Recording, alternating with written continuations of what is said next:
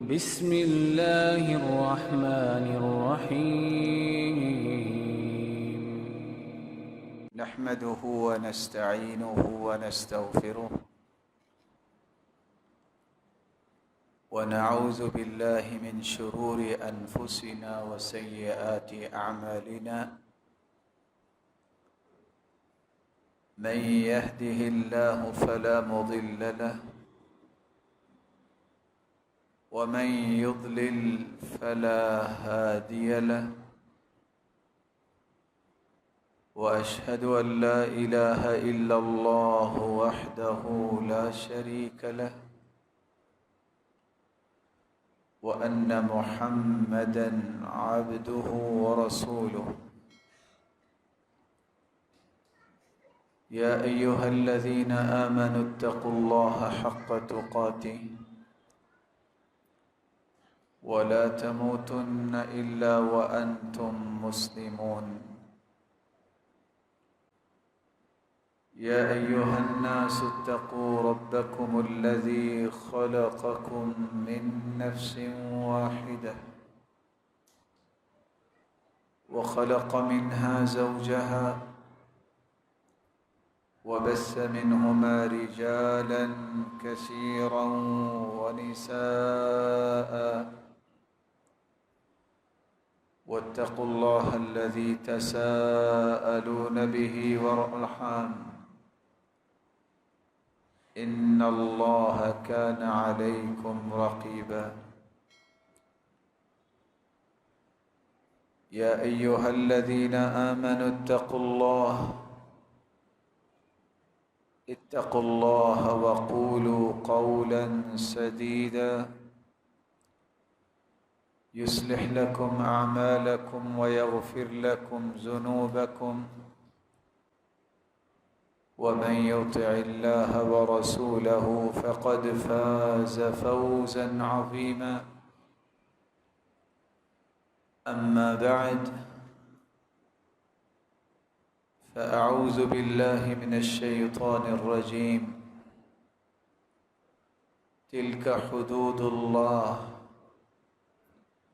ومن يتعد حدود الله فقد ظلم نفسه، لا تدري لعل الله يحدث بعد ذلك أمرا. لائق صد تقریب سامعین مکرم، اللہ ذوالجلال ہم سب کے خالق و مالک اور رازق ہیں۔ وہی قادر مطلق ہیں۔ اس نے انسانیت کی تخلیق فرمائی اور انسانیت کو راہ راست پہ رکھنے کے لیے 1,24,000 پیغمبروں کو مبعوث فرمائے۔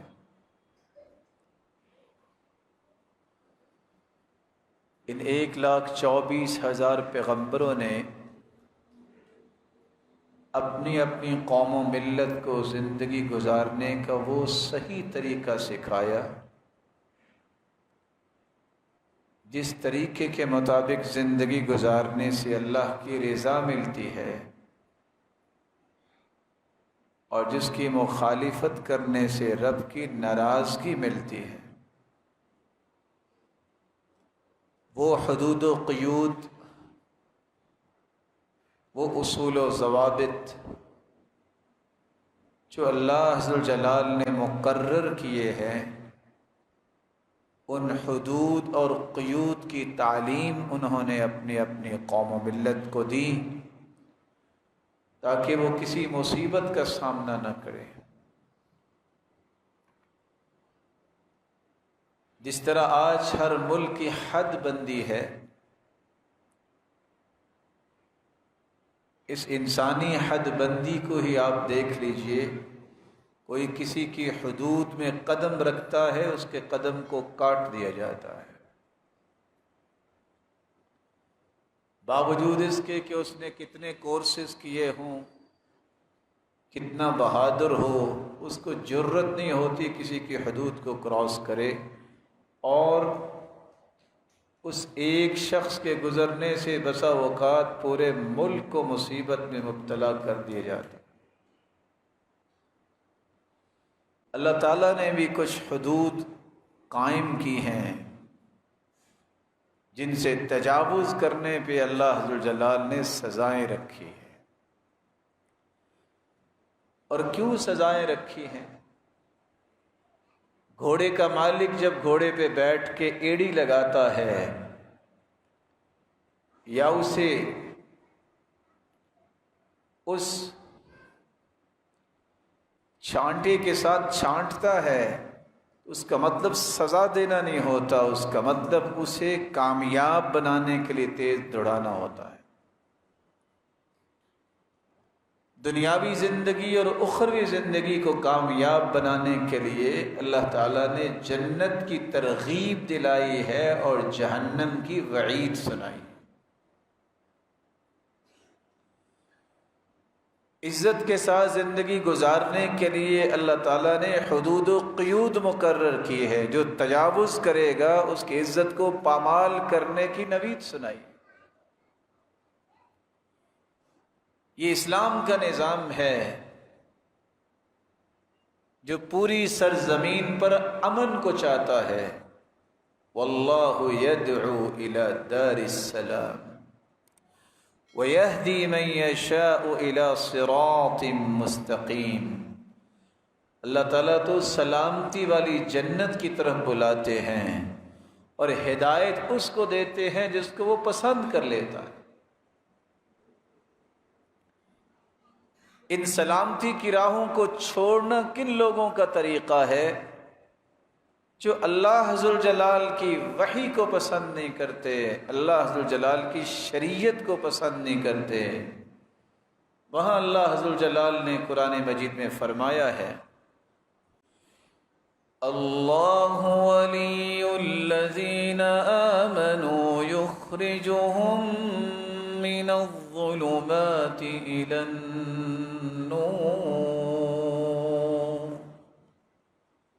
اللہ ذوالجلال تو اندھیروں سے نکال کے روشنی کی طرف مخلوق کو لاتا، لیکن والذین کفروا اولیاؤہم الطاغوت یخرجونہم من النور الی الظلمات اولئک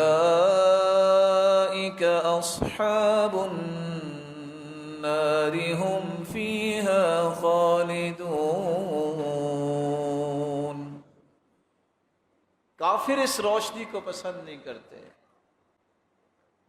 کافر اور ان کے دوستوں کا یہ کام ہے، ان کے ساتھ محبت کرنے والوں کا کام یہ ہے کہ وہ مخلوق کو روشنی سے اندھیروں کی طرف لے کے جاتے۔ فیصلہ میرے اور آپ کے سامنے ہے کہ اللہ کی دی ہوئی روشنی کو قبول کرنا ہے کہ لوگوں کے اندھیروں کو پسند کرنا۔ اسلام اس قدر خوبصورت نظام ہے، اس نے معاشرے کی 5 بنیادیں قائم کی ہیں۔ اسلام کا کوئی حکم ایسا نہیں ہے جو ان بنیادوں کو مضبوط کرنے کے لیے نہ ہو۔ اسی کو ہی مقاصد شریعت کہتے ہیں، اور یہی وہ 5 بنیادیں ہیں جن پہ اسلام ہمیشہ زور دیتا ہے۔ پورے کا پورا اسلام 5 بنیادوں کی حفاظت کا حکم دیتا ہے۔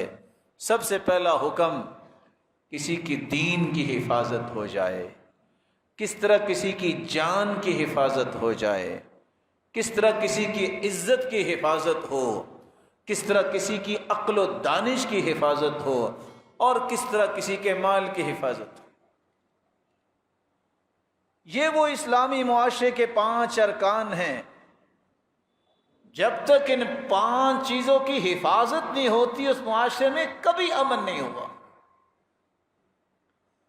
اس معاشرے میں کبھی سکون نہیں ہوا۔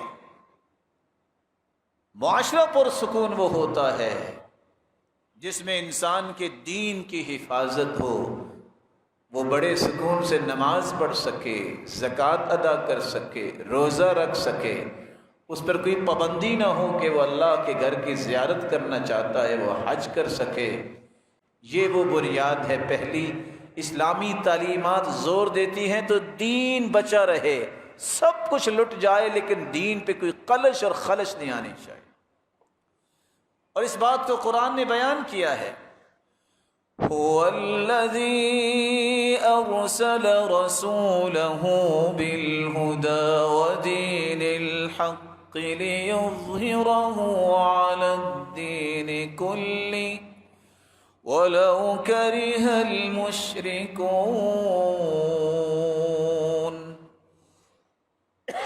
اللہ ذو الجلال کی وہ ذات ہے جس نے اپنے پیغمبر کو بھیجا ہی اس لیے ہے،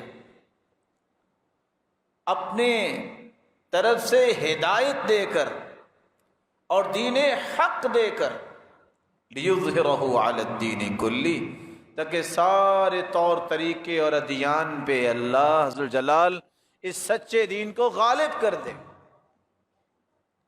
خواہ مشرک اس بات کو پسند نہ کریں۔ آیت کیا کہہ رہی ہے؟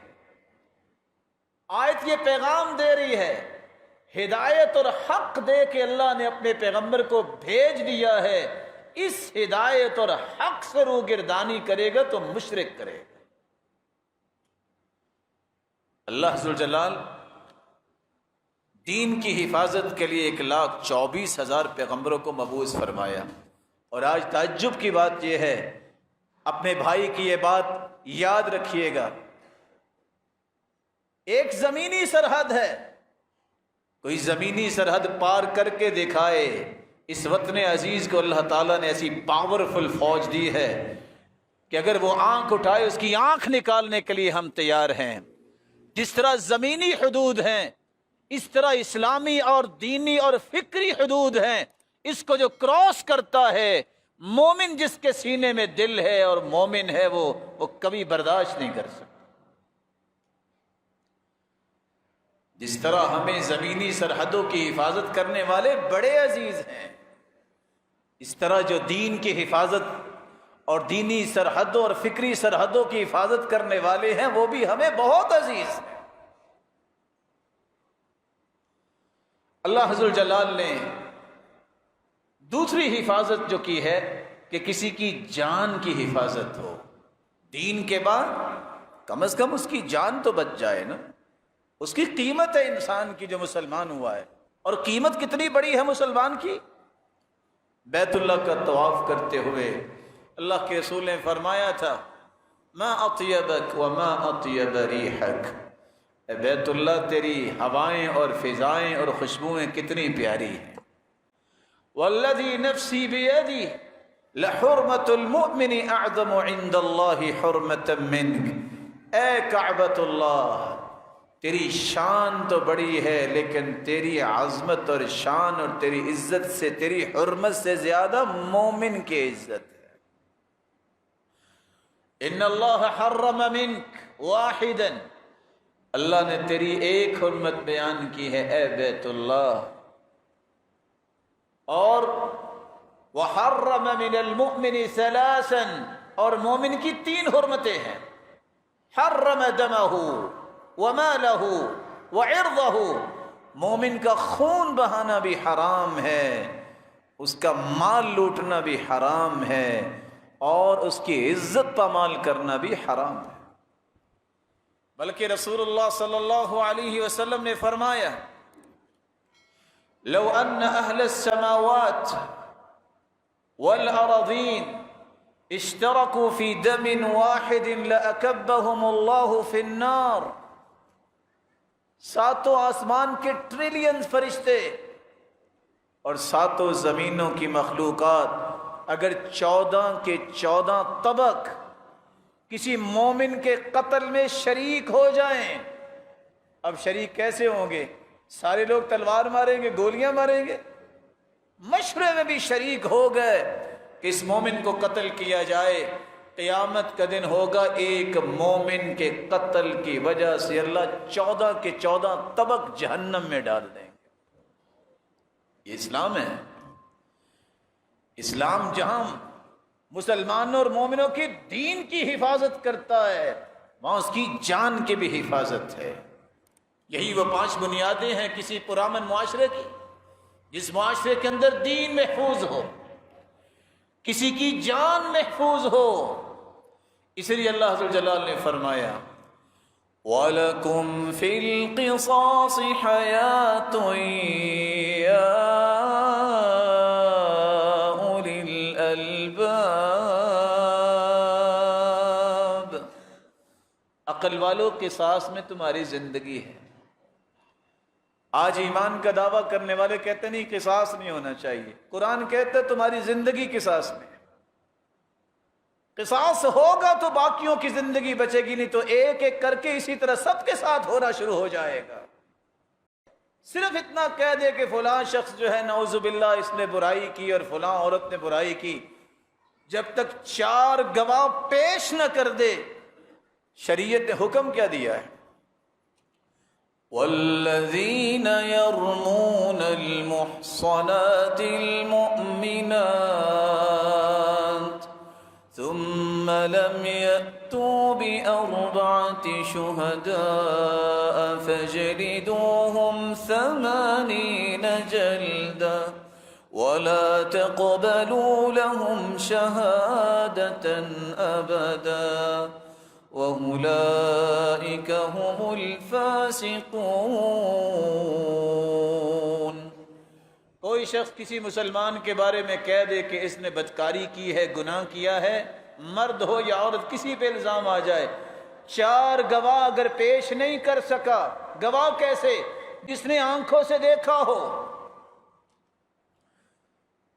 ایسے شخص کو 80 کوڑے لگاؤ، قرآن کہتا ہے 80 کوڑے لگاؤ، اور یہ فاسق ہے، اس کی گواہی آئندہ سے کنسیڈر ہی نہیں ہوگی اگر توبہ نہیں کر لیتا۔ توبہ کر لے تو واپس اپنی حیثیت میں آ جائے گا، وگرنہ اس کی توبہ کے بغیر اس کی گواہی کو بھی کنسیڈر نہیں کیا جائے گا۔ یہ آئندہ سے دنیا کے کسی معاملے میں ایز اے وٹنس پیش نہیں ہو سکتا، کیونکہ یہ جھوٹا انسان ہے، فاسق انسان ہے، اس کی گواہی قبول نہیں ہوگی۔ کیوں اسلام نے یہ حد جاری کی؟ ایک مسلمان کی عزت کی حفاظت کری۔ یہ تو نہیں ہے کہ کوئی اٹھے آرام سے کسی پہ جو چاہے کہہ دے۔ یہ اسلامی معاشرہ نہیں، یہ کافروں کا معاشرہ ہو سکتا ہے جہاں عزتوں کی کوئی قیمت نہیں ہوتی۔ اس لیے ساتھ ہی اللہ عز و جلال نے فرمایا الزانیۃ والزانی فاجلدوا کل واحد منہما 100 جلدہ وَلَا تَأْخُذْكُمْ بِهِمَا رَأْفَةٌ فِي دِينِ اللَّهِ إِن كُنتُمْ تُؤْمِنُونَ بِاللَّهِ وَالْيَوْمِ الْآخِرِ وَلْيَشْهَدْ عَذَابَهُمَا طَائِفَةٌ مِّنَ الْمُؤْمِنِينَ۔ اگر کوئی شخص اللہ عز و جلال کی نافرمانی کرتا ہے، بدکاری کرتا ہے، وہ مرد ہو یا عورت، شادی شدہ نہیں تو ان کو 100 کوڑے لگائے جائیں اور 1 سال کے لیے جہاں رہ رہا ہے وہاں سے جلا وطن کر دیا جائے، اس علاقے سے اسے نکال دیا جائے۔ ہاں اگر وہ شادی شدہ ہے تو اس کی سزا یہ ہے کہ اس کو رجم کیا جائے۔ کس طرح پتھر مار مار کے اسے مارا جاتا ہے، کیونکہ اس نے گھر بھی ایسے ہی برباد کیا ہے، اس نے ایک ایک اینٹ کر دی ہے گھر کی، پورا خاندان جو ہے کس طرح وہ ڈیمولش کر دیا ہے۔ اس کام کی وجہ سے اس کا انجام بھی ایسا ہونا چاہیے۔ یہ قانون ہے، یہ نظام اللہ تعالیٰ نے ساتھ کیا فرمایا؟ وَلَا تَأْخُذْكُمْ بِهِمَا رَأْفَةٌ۔ اس کو جب تم نے کوڑے لگانے ہیں، یا اسی طرح حدیث کے اندر جو رجم کی بات ہے وہاں نرمی نہیں ہونی چاہیے، اور اکیلے بھی نہیں، وَلْيَشْهَدْ عَذَابَهُمَا طَائِفَةٌ مِّنَ الْمُؤْمِنِينَ، مومنوں کی ایک جماعت کے سامنے ہو، اس کو تو سزا ملے، دوسرے اس سے عبرت لے۔ اور آج جن کو اللہ عز و جلال صراط مستقیم سب کو نصیب فرمائے، جن کو یہ نصیب نہیں ہوا کہ قرآن کیا کہتا ہے اور حدیث کیا کہتی ہے، اس کو پڑھ لیں، اس کو سمجھ لیں، وہ کہتے ہیں نہیں علل اعلان سزائیں نہیں ہونی چاہیے، یہ تو جرم ہوگا، یہ تو ظلم ہوگا۔ اللہ عز الجلال کے نظام کو چیلنج کرتا ہی وہ ہے جو رب کے نظام کو تسلیم نہیں کرنا چاہتا، یہ معاشرے کے اندر وہ سکون پسند نہیں کرتا۔ یہ وہ نظام ہے جو محمد مصطفیٰ لے کر آئے، اور کائنات نے دیکھا ہے 1400 سال میں آج تک اس جیسا دور کسی کی قسمت میں ہوا ہی نہیں۔ اسلام جہاں انسان کے دین کی حفاظت کرتا ہے، اس کی جان کی حفاظت کرتا ہے، اس کی عزت کی حفاظت کی بات کرتا ہے، وہاں اس کی عقل کی بھی حفاظت کی بات کرتا ہے۔ جس کی عقل ہی معاف ہو جائے، جس کو سمجھ نہیں آ رہی میں کیا کر رہا ہوں، وہ معاشرہ کیا کرے؟ اسی اللہ تعالیٰ نے حکم دے دیا، یا ایھا الذین آمنوا انما الخمر والمیسر والانصاب والازلام رجس من عمل الشیطان فاجتنبوه لعلکم تفلحون۔ عقل کیسے خراب ہوتی ہے؟ وہ سارے راستے بند کر دیے، کوئی نشہ نہ کرے، کل مسکر حرام، ہر نشہ آور چیز حرام ہے۔ ما اسکر کثیرہ فقلیلہ حرام۔ کچھ لوگ کہتے نہیں تھوڑی سی پینے سے اور تھوڑی سی چیز کھانے سے تو نشہ نہیں ہوتا۔ حدیث کہتی ہے جو زیادہ کھانے سے نشہ آور بن جائے وہ تھوڑی کھانا بھی حرام ہے۔ ایک شخص آ کے کہتا ہے میں شراب تو صرف اس لیے پیتا ہوں یہ دوائی ہے، فرمایا انہا داء ولیست بدواء، شراب تو بیماری ہے، صحت کیسے ہو سکتی ہے؟ ان اللہ لم یجعل شفاء امتی فیما حرم علیہم، جس چیز کو اللہ نے حرام قرار دے دیا ہے اللہ نے اس میں شفا رکھی ہی نہیں، اس میں شفا نہیں۔ یہ تو بادشاہ لوگ ہیں جو کہتے ہیں اور نہیں جی کیا فرق پڑتا ہے۔ رسول اللہ صلی اللہ علیہ وآلہ وسلم نے تو فرما دیا ہے کہ فرق پڑتا ہے۔ جو بندہ ایک گلاس شراب کا پی لیتا ہے 40 راتیں اس کی عبادت قبول نہیں ہوتی، فرق کیوں نہیں پڑتا؟ ان 40 راتوں میں توبہ نہ کرے مر جائے گا، پیٹ میں اگر شراب ہے تو جائے گا کدھر؟ یہ فرق نہیں پڑتا۔ یہی وہ نشہ ہے جس نے انسانیت کو دھت کر دیا۔ کوئی سگریٹ کے نشے پہ لگا ہوا ہے، کوئی شراب کے نشے پہ لگا ہوا ہے، کوئی افیون کے نشے پہ لگا ہوا ہے، نہ جانے غلیظ نام کیسے کیسے، میں تو سارے نام بھی نہیں آتے۔ اللہ تعالی ہمیں اس طرح کی باتوں سے ہماری آل اولاد کو زندگی کی آخری سانس تک دور رکھے۔ اور کتنے پڑھے لکھے لوگ ہیں، اللہ تعالیٰ ان کی پڑھائیوں کو سلامت رکھے اور ان کو اس پڑھائی کا فائدہ لینے کی بھی توفیق دے۔ بڑے ہز ایکسیلنس بننے والے بھی کہتے ہیں سگریٹ کون سی، یہ کون سی منع ہے، یہ کو حرام ہے۔ وَلَا تُلْقُوا بِأَيْدِيكُمْ إِلَى التَّهْلُكَةِ وَأَحْسِنُوا، اپنے آپ کو ہلاکت میں نہ جانو۔ 19 سال کی ریسرچ ورک کے بعد یہ پتہ چلا سگریٹ نوش کو 18 بیماریاں لگتی ہیں۔ کیا حالت اس کی ہوتی ہے؟ میں اس بات پہ حیران ہوں، اللہ تعالی ہمیں معاف فرمائے اور ہم جیسے مسلمانوں کی کمزوریوں کو دور فرمائے۔ اوپر لکھا ہوتا ہے سگریٹ نوشی، آگے کیا لکھا ہوتا ہے؟ مضر صحت ہے، پھر بھی پیتے ہیں، پھر بھی پیتے ہیں کہ یہ صحت کو خراب کرے گی۔ نشہ آور چیز شراب ہے۔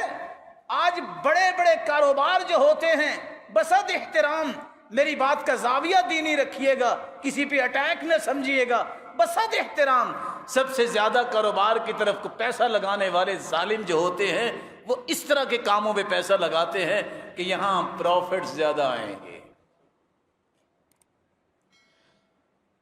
10 چیزوں پہ لعنت بھیجی اللہ کے رسول نے، لعن اللہ الخمر، شراب پر بھی لعنت، پینے والے پر بھی لعنت، پلانے والے پر بھی لعنت، بنانے والے پر بھی لعنت، بیچنے والے پر بھی لعنت، خریدنے والے پر بھی لعنت، جس کے لیے لے کے گیا ہے دکاندار پر بھی لعنت۔ جو لے کے جا رہا ہے اس پر بھی لعنت، ہر چیز پہ اللہ کے رسول نے لعنت کی۔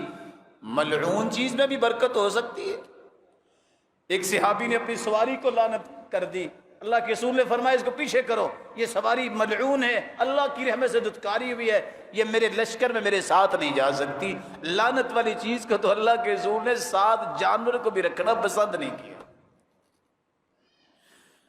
اسلام دین کی حفاظت کا معاشرہ پیش کرتا ہے، جان کی حفاظت اسلامی معاشرے میں ہوتی ہے، عزت کی حفاظت ہوتی ہے، عقل کی حفاظت ہوتی ہے، اور پھر پانچواں رکن جو اسلامی معاشرے کا ہے، جس کی حفاظت ہو تو اسلامی معاشرہ بنتا ہے، کسی کے مال کی حفاظت۔ مال ایک شخص نے دن رات حلال طریقے سے کمایا ہے، تو یہ کون سی بات ہے کہ ایک شخص اٹھے اور ڈکیتی کر کے لے جائے اور سارے مہینے کی اس کی محنت کو ضائع کر دے؟ اس کے بھی بچے، اس کے بھی معاملات، اس کے بھی مسائل، وہ بھی زندہ ہے، اس نے بھی زندہ رہنا ہے، اور وہاں کہا جائے پھر کیا ہوا؟ نہیں، قرآن کی رہنمائی سنیے۔ وَالسَّارِقُ وَالسَّارِقَةُ فَاقْطَعُوا أَيْدِيَهُمَا جَزَاءً بِمَا كَسَبَا نَكَالًا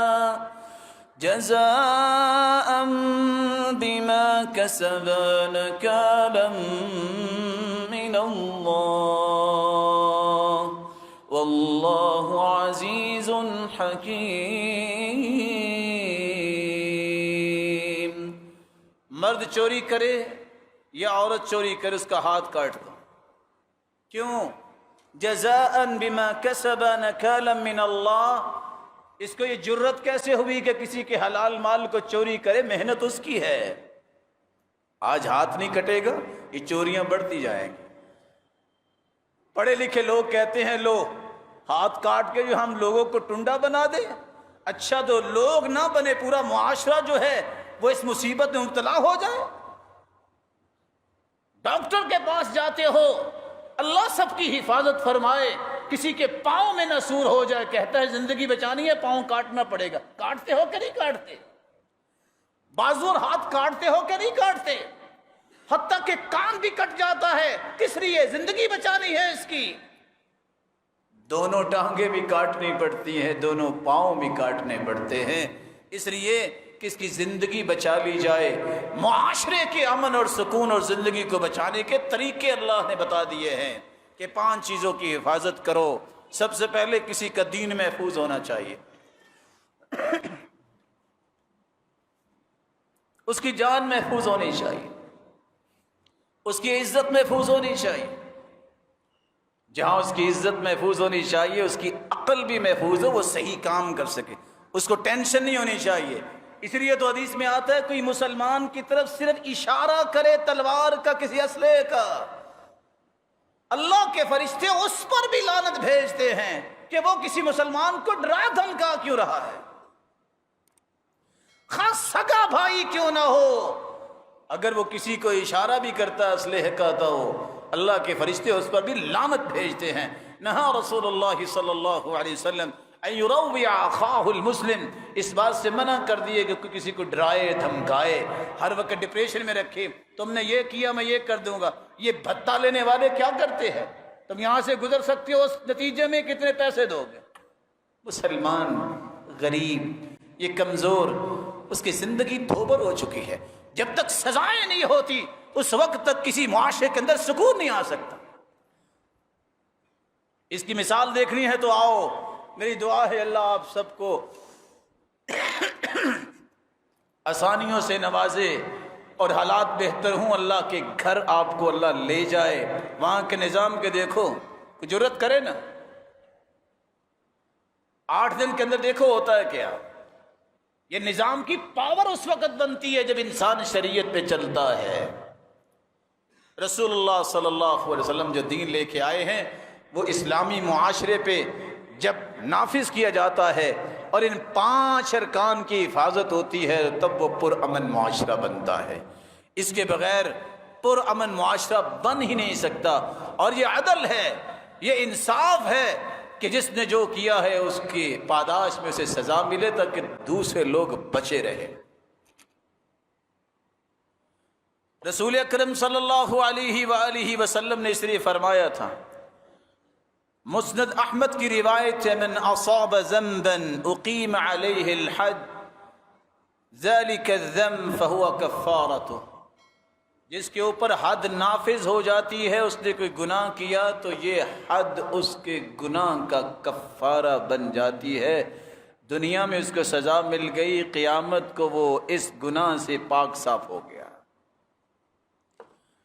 رسول اکرم صلی اللہ علیہ وسلم نے اسی امت سے کہا تھا، انا آخذ بحجزکم اقول، لوگوں میں تمہیں تمہارے کپڑوں سے جیسے کو پکڑنے والا پکڑ کے کہتا ہے بچ جاؤ جہنم سے اور بچ جاؤ ایسے کاموں سے کہ تم پر حدود نافذ کی جائیں، ایاکم وجہنم وایاکم الحدود، ایاکم وجہنم ایاکم والحدود، ایاکم وجہنم وَإِيَّاكُمْ وَالْحُدُودِ، 3 مرات، 3 مرتبہ اللہ کے رسول نے فرمایا جہنم سے بھی بچ جاؤ جو آخرت میں ہوگی، اور دنیا میں ایسے کاموں سے بچ جاؤ جس سے حد نافذ ہوتی۔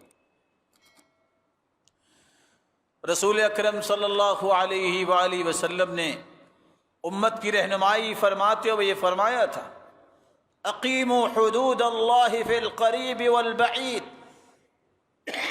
تمہارا کوئی قریبی ہے یا کوئی دور کا ہے، تمہیں اس بات سے غرض نہیں ہونی چاہیے، جس کے پاس نظام قانون ہے اسے قانون کو نافذ کرنا چاہیے۔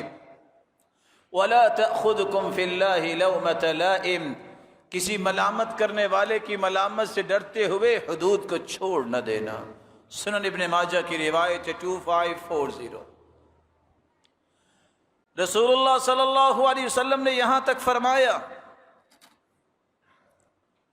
حد يعمل به في الأرض خير لأهل الأرض من أن يمطروا 40 صباحا، ایک مرتبہ کسی حد کو نافذ کرنا یہ اللہ ذوالجلال کی 40 دن رحمت جو برستی ہے بارش کی صورت میں اس سے بہتر ہے۔ بارش کے بغیر، پانی کے بغیر زندگی کیسے ہے؟ وَجَعَلْنَا مِنَ الْمَاءِ كُلَّ شَيْءٍ حَيٍّ، ہر چیز کی زندگی کا راز پانی ہے، انسان ہو، حیوان ہو، جمادات ہو، کوئی بھی چیز ہے، یہ شجرکاری ہو، پانی کے بغیر اس کی کیا زندگی؟ مثال کیا پیش کی، 40 دن بارش ہو اور ایک حد قائم کی جائے زمین کے اندر، یہ 40 دن کی بارش سے بہتر ہے۔ اس کا مطلب یہ ہے جس طرح انسانی زندگی کو، جس طرح حیوانی زندگی کو، جس طرح نباتات کی زندگی کو پانی کی ضرورت ہے 40 دن، اسی طرح کسی معاشرے کے امن اور سکون کے لیے ایک حد کا نظام 40 دن بارش سے بھی زیادہ ضروری ہے۔ رسول اللہ صلی اللہ علیہ وآلہ وسلم نے ساتھ اس بات کو بھی بیان کر دیا، لوگوں جو اللہ کی حدود کو نافذ کرنے میں رکاوٹ بنتا ہے اس کو یہ بات یاد رکھ لینی چاہیے، من حالت شفاعته دون حد من حدود اللہ فقد ضاد اللہ، جس نے اللہ ذوالجلال کی حدود کو نافذ کرنے میں سفارش کر کے رکاوٹ بننے کی کوشش کی، اس نے اللہ ذوالجلال کی دشمنی کی۔ ومن خاصم في باطل وهو يعلم لم يزل في سخط الله حتى ينزع عنه، جس شخص کو پتہ چل گیا ہے یہ غلط بات ہے، یہ جھوٹ ہے، یہ جھگڑا درست نہیں، پھر بھی اس جھگڑے میں لگا رہتا ہے، جب تک وہ جھگڑتا رہتا ہے اللہ ذوالجلال کے غضب میں زندگی گزارتا ہے، یہاں تک اس جھگڑے کو چھوڑ نہ دے۔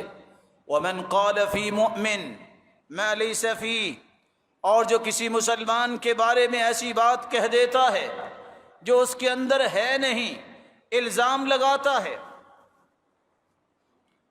قیامت کے دن اس الزام سے اگر اس نے توبہ نہ کی اور اس سے ایکسکیوز نہ کیا، اللہ ذوالجلال اس انسان کو اس الزام کے بدلے جہنم میں رکھیں گے اور جہنمیوں کی پیپ اور خون میں رکھیں گے۔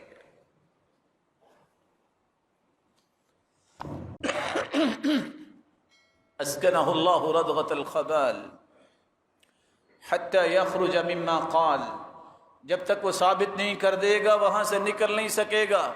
اور آگے حدیث کے الفاظ ہیں وَلَيْسَ بِخَارِجٍ، جب ثابت نہیں کر سکے گا تو نکل ہی نہیں سکے گا۔ اللہ عز و جلال ہم سب کی زبانوں کی حفاظت فرمائے۔ رسول اللہ صلی اللہ علیہ وآلہ وسلم نے فرمایا تھا، صحیح بخاری کی روایت ہے 3475، جب ایک عورت نے چوری کی، اس کی سفارش کرنے کے لیے لوگوں نے اسامہ رضی اللہ تعالیٰ عنہ کو سفارشی بنا کے بھیجا کہ اس پہ حد قائم نہ ہو، چھوڑ دیا جائے۔ آپ نے فرمایا پہلی قوم ہلاک ہی اس لیے ہوئی، انما اہلک الذین قبلکم انہم كانوا اذا سرق فیہم الشریف ترکوہ واذا سرق فیہم الضعیف اقاموا علیہ الحد، جب کوئی بڑا آدمی کوئی کرتا چوری اس کو چھوڑ دیتے، جب کوئی چھوٹا ہوتا تو اس پہ حد قائم کر دیتے۔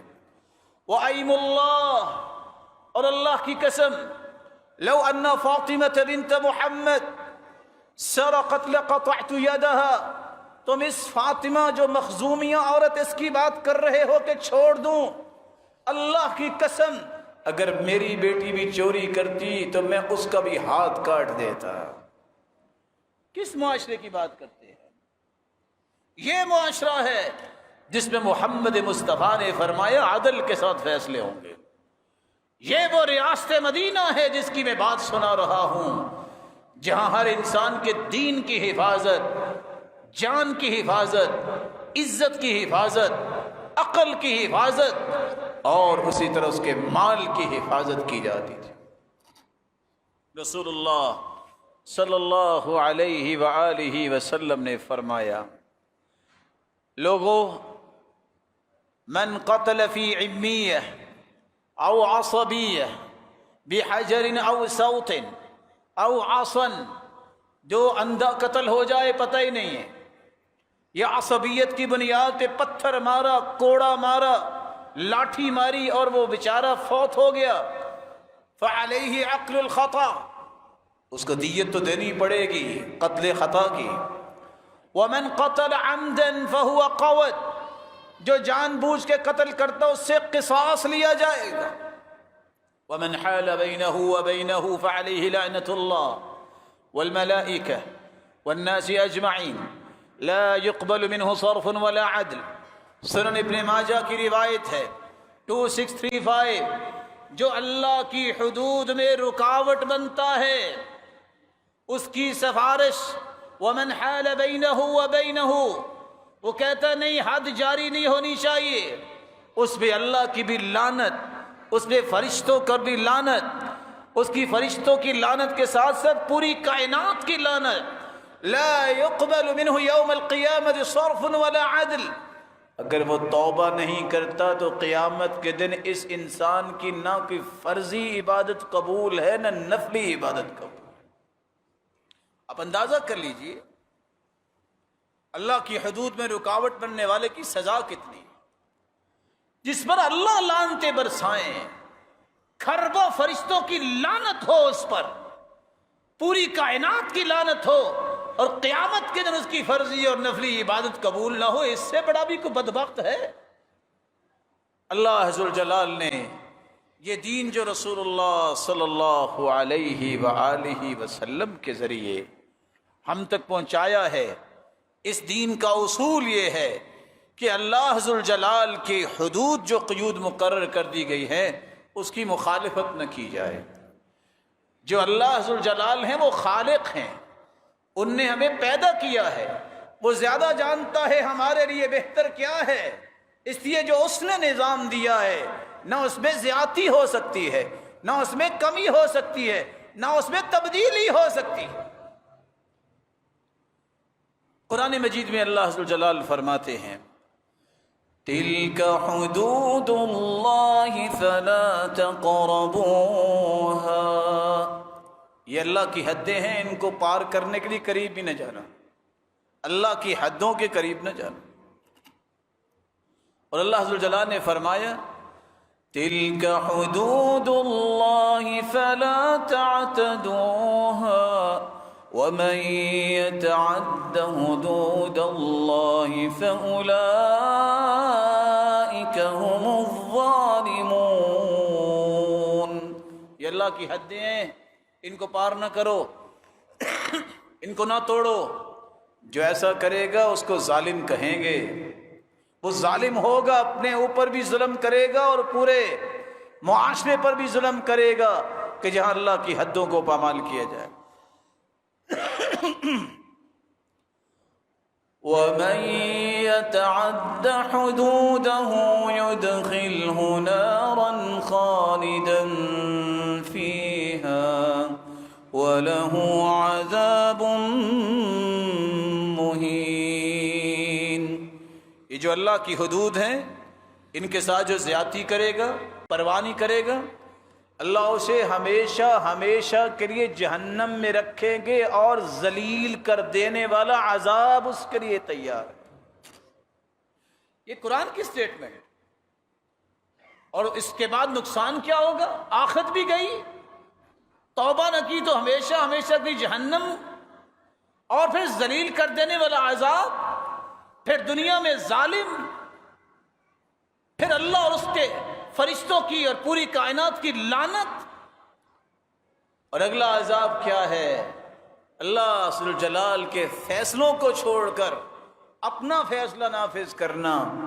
حدیث میں آتا ہے، رسول اللہ صلی اللہ علیہ وسلم نے فرمایا، وَمَا لَمْ تَحْكُمْ أَئِمَّتُهُمْ بِكِتَابِ اللَّهِ إِلَّا جَعَلَ اللَّهُ بَيْنَهُمْ بَأْسًا. جس جگہ پہ، جس معاشرے میں اللہ کے قوانین کو نافذ نہیں کیا جاتا تو اللہ اس معاشرے میں خانہ جنگی کو مسلط کر دیتے ہیں. اللہ ذو الجلال ہم سب کو محفوظ فرمائے اور اس وطن عزیز کی بھی حفاظت فرمائے، اس میں امن اور سکون نصیب فرمائے، اور رہنے والے اللہ ذو الجلال کی اطاعت کرنے والے اور اس کے رسول کی محبت اور اطاعت کرنے والے ہوں. وآخر دعوانا الحمدللہ.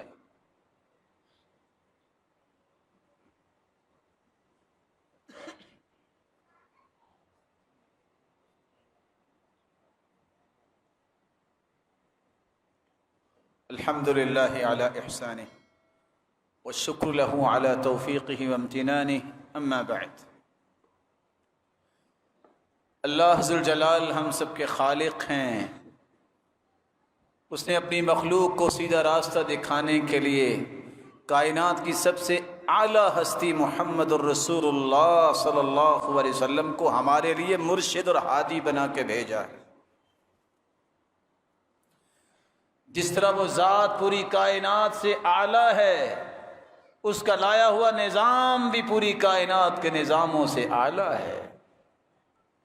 اس نظام کے اندر 5 اصول ہیں جن اصولوں کو چھوڑنے سے اللہ کی حدود کا نفاذ ہوتا ہے. پہلا اصول یہ ہے اس کے دین کی حفاظت ہو جس معاشرے میں رہ رہا ہے.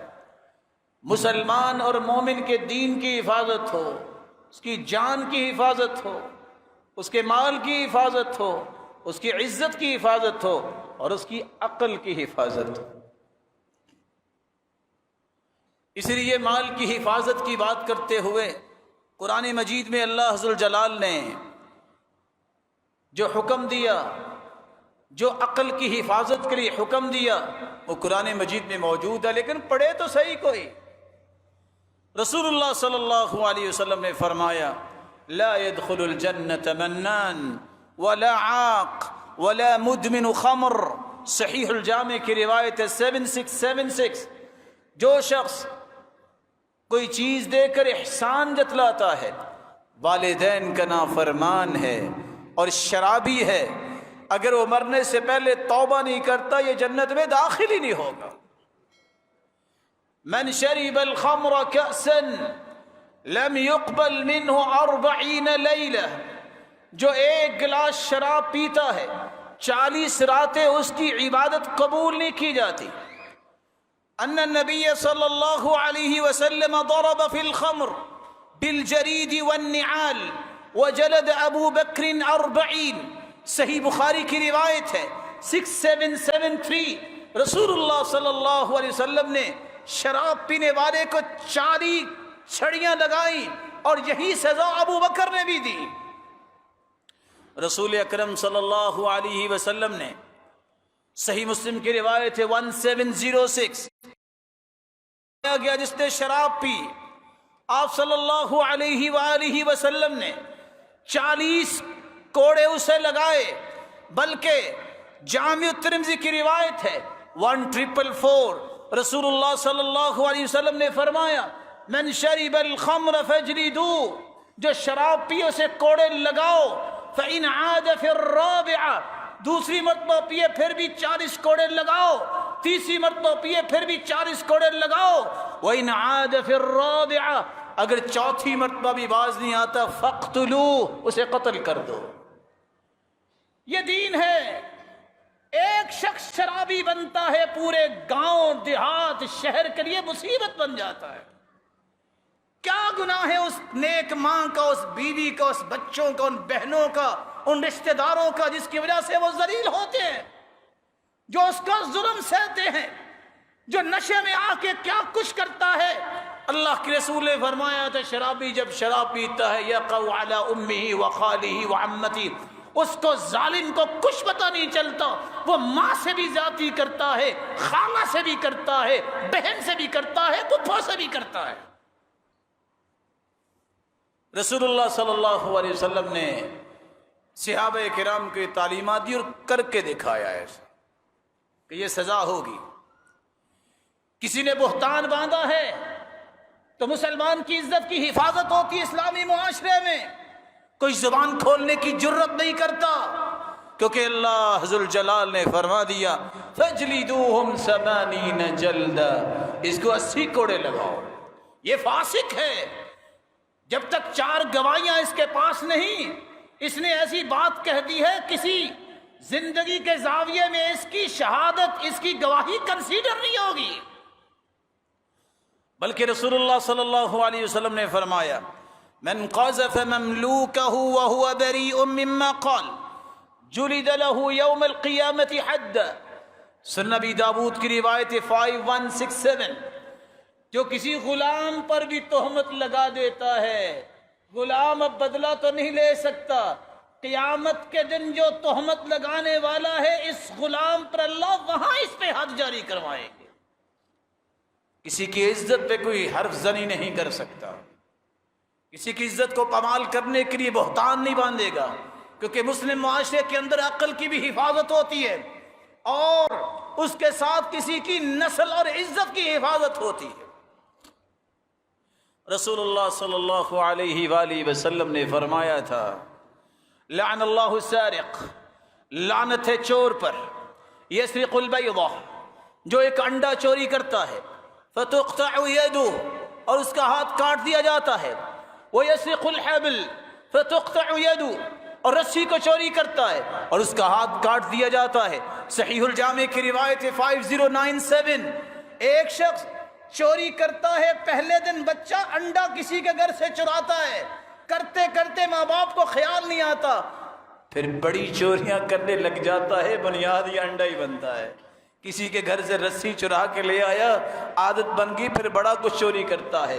اور بعض نے اس کا مفہوم لکھا ہے بیضہ، عربی زبان میں اس ڈھال کو بھی کہتے ہیں جو جنگ میں استعمال کی جاتی ہے وار سے بچنے کے لیے، اور رسی سے مراد جس سے سمندری جہازوں کو باندھا جاتا ہے وہ آہنی تاریں، جو چوری کرتا ہے اس کا ہاتھ کاٹا جائے گا۔ شریعت نے حکم کیا دیا؟ رسول اللہ صلی اللہ علیہ وسلم نے فرمایا تقطع ید السارق فی ربع دینار فصاعدا، صحیح الجامع کی روایت ہے 2982، اگر ربع دینار، دینار کا ایک حصہ نہیں، دینار کے اگر 4 حصوں میں سے ایک حصہ جو قیمت ہے اتنی کو چوری کر لے تو اس کا ہاتھ کاٹا جائے گا۔ آج اگر 550 روپے کا دینار بن جائے تو دیکھو نا 150 روپیہ بنے گا ربع دینار۔ حکم کیا ہے؟ والسارق والسارقة فاقطعوا أيديهما جزاء بما كسبا نكالا من الله، چور مرد ہو یا عورت ہو، اس کا ہاتھ کاٹو، تبھی معاشرے میں امن آئے گا۔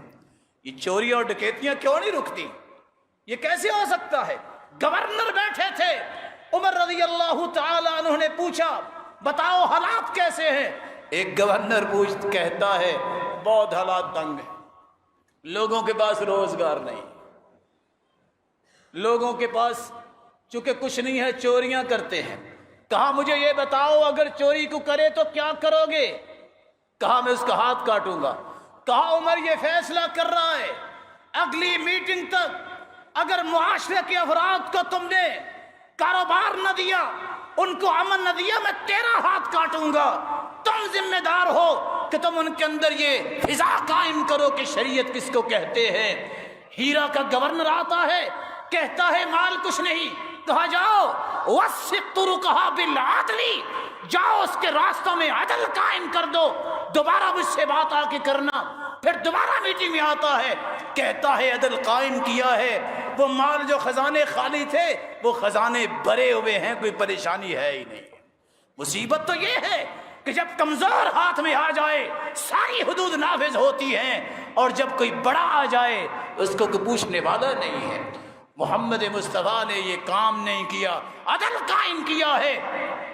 قبطی مصری انسان گھوڑا دوڑاتے ہوئے عمر بن عاص رضی اللہ تعالی عنہ جو گورنر تھے مصر کے، اس کے بیٹے کے ساتھ دوڑ تھی۔ بیٹے نے کوڑا پکڑا، مصری کو دے مارا کہ تم نے گھوڑا مجھ سے آگے کیوں دوڑایا؟ انا ابن الاکرمین، میں عزت والوں کا بیٹا ہوں۔ اس نے وہاں سب کچھ چھوڑا، قبطی نے گھوڑا دوڑایا، مدینے پہنچا اور آ کے کہتا ہے وہ اسلاما، وہ اسلاما، اسلام کی دہائی۔ عمر نے کہا بلاؤ، کیا مسئلہ ہے؟ کہا آپ موجود ہیں اور عدل کی حالت یہ ہے، مجھے عزت والے کے بیٹے نے کوڑا مارا ہے، ایلچی بھیجا، بلوایا، گورنر کا بیٹا ہے، سامنے کھڑا کیا، صحابی موجود ہیں، آپ نے اپنا کوڑا پھینکا اور مصری سے کہا اضرب ابن الاکرمین، عمر کے سامنے اس کو کوڑا مارو، اس کو سمجھ آئے عزت اسلام میں ہے کہ عزت تمہارے بڑے پن میں ہے۔ اور پھر یہ کوڑا سیدنا عمر بن عاص کے سر پہ رکھوایا۔ کہا میرا کیا گناہ ہے؟ کہا آپ کی شے پہ اس نے یہ کام کیا۔ کہا اللہ کی قسم اگر یہ کیس میرے پاس بھی آتا تو میں اپنے بیٹے کو اسی طرح کوڑے مرواتا۔ یہ ہے معاشرے کے اندر امن پھیلانے کا طریقہ، یہ ہے چین سے زندگی گزارنے کی راہیں۔ رسول اللہ صلی اللہ علیہ وسلم نے فرمایا اس لیے جو شخص چوری کرتا ہے اس کی سزا یہ ہے، اور قرآن نے بغاوت کی بھی سزا قائم کی ہے۔ انما جزاء الذين يحاربون الله ورسوله ويسعون في الأرض فسادا أن يقتلوا أو يصلبوا أو تقطع أيديهم وأرجلهم من خلاف أو ينفوا من الأرض ذلك لهم خزي في الدنيا وَلَهُمْ فِي الْآخِرَةِ عَذَابٌ عَظِيمٌ۔ جو اللہ اور اس کے رسول کے ساتھ جنگ کرتا ہے، زمین میں فساد مچاتا ہے، یہ ڈاکو اور ڈکیتی کرنے والے، یہ لوٹنے والے، يَسْعَوْنَ فِي الْأَرْضِ فَسَادًا، ان کو قتل کیا جائے یا سولی پہ لٹکا دیا جائے، آؤ یتقطع ایدیہم وارجلہم من خلاف، دایاں ہاتھ اور بایاں پاؤں ان کا کاٹ دیا جائے، یہ دنیا میں بھی ذلت ہے اور آخرت میں دردناک عذاب ہے۔ اللہ ہم سب کو محفوظ فرمائے۔ رسول اکرم صلی اللہ علیہ وسلم نے فرمایا جو فطرت سے روح گردانی کرتا ہے، فطرت سے روح گردانی کرنے والے کون تھے؟ جو لوط علیہ السلام کی قوم تھی، انہوں نے فطرت اور نیچر کو پسند نہیں کیا۔ رسول اکرم صلی اللہ علیہ وسلم نے شریف فرمایا من وجدتموه يعمل عمل قوم لوط فاقتلوا الفاعل والمفعول به، اگر کوئی قوم لوط کا عمل کرتا ہے، کرنے والے اور دوسرے کروانے والے دونوں کو قتل کرو۔ رسول اللہ صلی اللہ علیہ وسلم کا یہ فرمان جامع ترمذی میں ہے 1456۔ کس لیے؟ مسلمان تو فطرت میں پیدا ہوا ہے، اسے فطرت کو ہی پسند کرنا چاہیے۔ رسول اللہ صلی اللہ علیہ وآلہ وسلم پر قرآن بھی نازل ہوا، اور رسول اللہ صلی اللہ علیہ وآلہ وسلم نے فرمایا، صحیح مسلم کی روایت ہے، خذوا عنی قد جعل اللہ لہن سبیلا البکر بالبکر جلد 100 ونفی سنہ والسیب بالسیب جلد 100 والرجم۔ اگر کوئی کموارہ ہے اور بدکاری میں ملوث ہو گیا، اس مرد اور عورت کو 100 کوڑے لگائے جائیں گے اور اس کے ساتھ 1 سال اسے جلاوطن کیا جائے گا۔ والسیب، اور اگر وہ شادی شدہ ہے، جلد 100 والرجم، اسے رجم کیا جائے گا۔ رسول اللہ صلی اللہ علیہ وآلہ وسلم کا یہ فرمان صحیح مسلم کا بتا رہا ہے کہ یہ ہے وہ نظام جس سے برائیاں رکتی ہیں۔ جب پتہ ہوگا کہ مجھے پتھر پڑیں گے، اسی حالت میں مجھے مرنا ہوگا، وہ کسی کا گھر نہیں توڑے گا۔ اللہ ذوالجلال نے قتل کی سزا بھی بیان کی ہے، وَمَن يَقْتُلْ مُؤْمِنًا مُتَعَمِّدًا، جو کسی کو جان بوجھ کے قتل کرتا ہے، کس لیے؟ اس کا مال ہتھیا لوں، کس لیے؟ میں بڑا بن جاؤں، کس لیے؟ میری دھاک بیٹھ جائے، کس لیے؟ میں اپنا کلیجہ ٹھنڈا کر لوں۔ قرآن کی بات بھی سن لے، جو جان بوجھ کے قتل کرتا ہے فَجَزَاؤُهُ جَهَنَّمْ، اس کا ٹھکانہ جہنم ہے، خالداً فِيهَا، ہمیشہ رہے گا۔ غضب اللہ علیہ، اس پہ اللہ کا غضب ہوگا، وَلَعْنَ، اس پہ اللہ کی لعنت ہے، وَأَعَدَّ لَهُ عَذَابًا عَظِيمًا، اور اللہ نے بہت بڑا عذاب اس کے لیے تیار کر رکھا ہے۔ صحیح بخاری کی روایت ہے 2413، رسول اللہ صلی اللہ علیہ وآلہ وسلم کے زمانے میں ایک لونڈی کو ایک یہودی نے 2 پتھروں کے درمیان پیسنے کی کوشش کی اور اسے اسی طرح مار دیا، 2 پتھروں کے درمیان رکھ کے۔ جب وہ آخری سانسوں میں تھی، پتہ چلا، اس سے پوچھا گیا کس نے تمہیں مارا؟ جب اس نے بتایا کہ فلاں یہودی نے، اس کو لایا گیا، فاعترف فامر به النبی فرد رأسه بین حجرین، اس یہودی نے اعتراف کیا، اسی کو اسی طرح ہی مارا گیا، 2 پتھروں کے درمیان اس کے سر کو کچل کر، اور قصاص لیا۔ رسول اللہ صلی اللہ علیہ وسلم نے، موطا امام مالک کی روایت ہے 3246، عمر رضی اللہ تعالی عنہ نے 5 اور یا 7 بندوں کو صرف ایک شخص کے قتل کی وجہ سے 5 اور 7 لوگوں کو قتل کیا قصاص میں، کیونکہ انہوں نے مل کے ایک انسان کو قتل کیا تھا۔ آخری بات، اس لیے رسول اللہ صلی اللہ علیہ وسلم نے فرمایا دین کی بھی حفاظت ہونی چاہیے۔